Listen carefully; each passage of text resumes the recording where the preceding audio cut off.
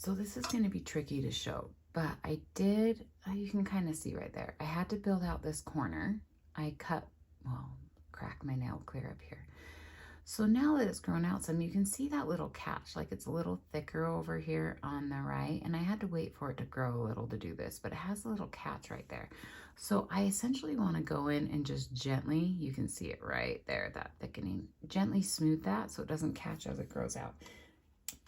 The real catch is that this is with my non-dominant hand, working on my dominant hand. So I'm going to pull that skin back and I'm just going to slide, and I'm using a diamond bit just so it's a little less aggressive. That's tender skin under there, and I actually am trying to not touch the skin at all.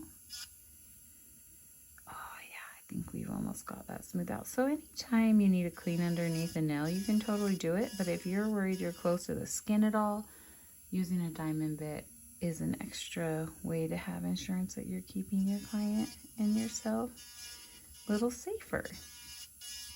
But if you're doing heavy lifting, like removing natural nail on a long nail, I would for sure go for like an undernail carbide cleaning bit.